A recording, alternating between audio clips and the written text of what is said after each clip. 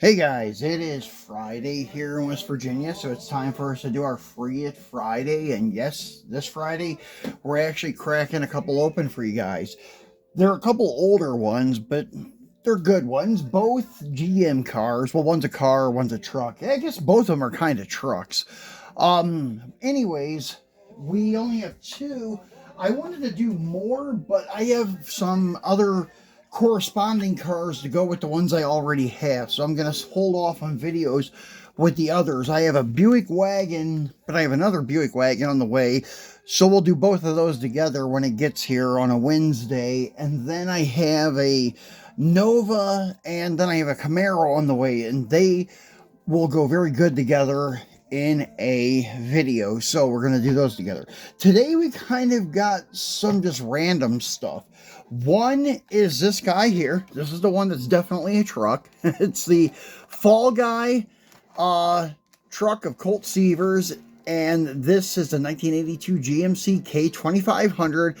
I've done a video on this a long time ago when it was first launched, the first one. And I don't remember what else we did in that video. It wasn't just a truck, it was something else. But anyways, I wanted to replace it because it reminds me of the 3500s that I have up there. The slammed one and the lifted one on the top shelf. It kind of corresponds a little bit with them. The only thing that I'm going to do to it after a while is I'm probably going to do a wheel swap because the wheels and tires are too big, in my opinion. It's just the wheel diameter is a little big and the tire diameter is a little bit big. So I'm thinking about pulling them off and putting a set of M2 machines, wheels and tires from one of their lifted square bodies or lifted Dodge trucks, taking a set from one of them and putting on this guy and see how it looks. But I think it'll look more authentic than this because back then in the early 80s when the show was launched, they didn't have the big diameter wheels and such. So they had like at the most was 15-inch off-road wheels, like something like a 15 by 10 with some, I don't know, 33s or something like that. But yeah, this I don't think is suits the vehicle too good, but the paint job and everything else does. They did a really nice job on it.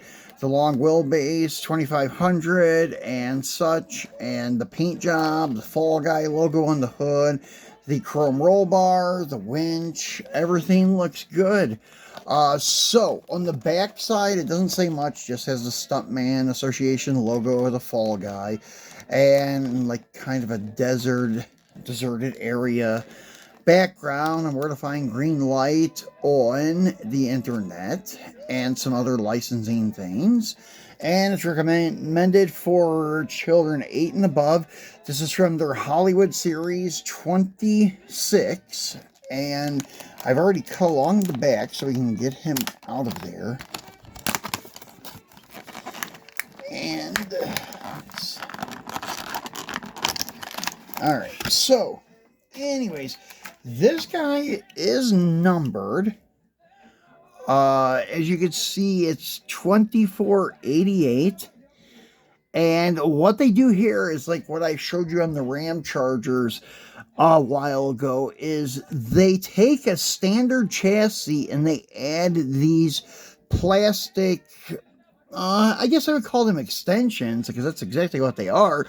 But they don't have a lot of detail. They're not that accurate, and they're nowhere near as good as like what M2 does with their bases. But you have your leaf springs, and then you have another set of leaf springs there where it would have been like the standard ride height 4x4 2500 or it's 2500, and they added another set of springs to lift it up, and they have this little plastic tube. It doesn't even look like a housing. Same thing with the rear. It doesn't look like a rear end housing. They did some cheap like shock like engravings in the back one that give it a little more realistic look when looking and underneath it. But I mean, it's not bad. It passes, especially for the way it's going to be displayed like that. It looks great.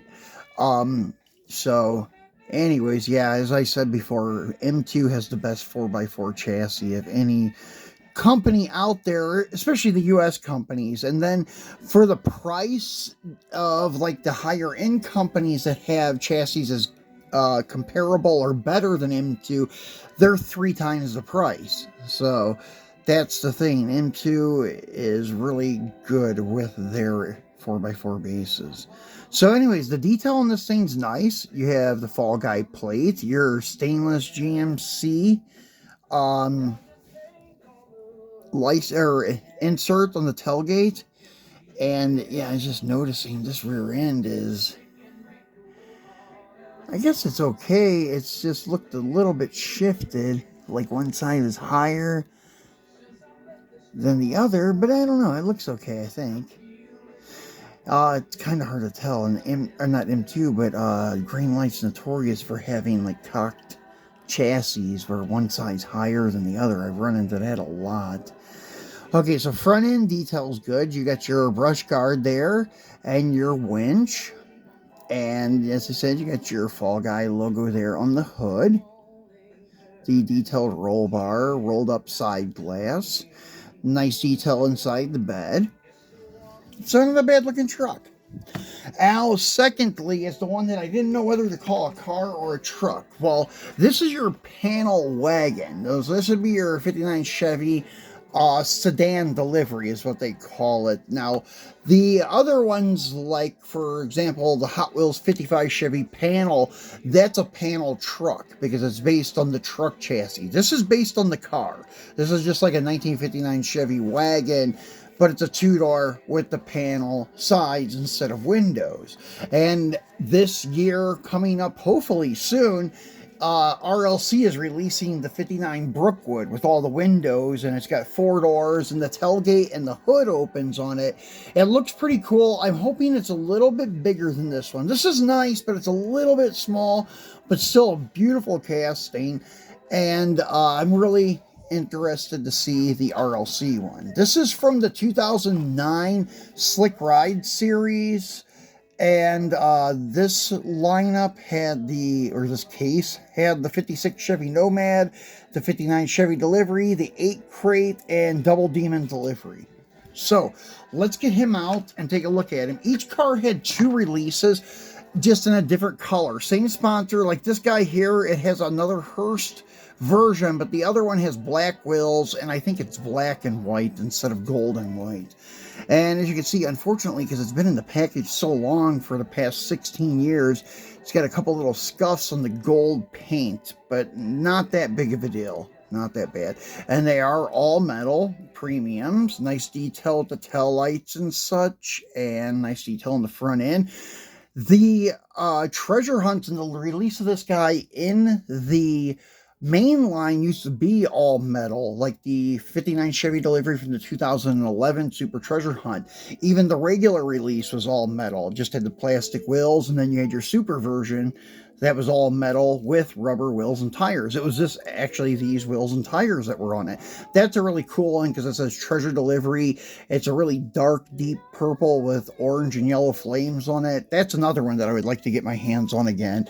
As I said before, I'm not really much into chasing the treasure hunts and stuff like that, but some of them are very good looking cars that you can kind of find irresistible. So this year has a few of them for me that I would like to get my hands on. So this is the first year in a long time that there's actually more than one that I want. So the past couple of years, I just wanted one out of the whole 15 car lineup, but this year there's like 3, maybe 4.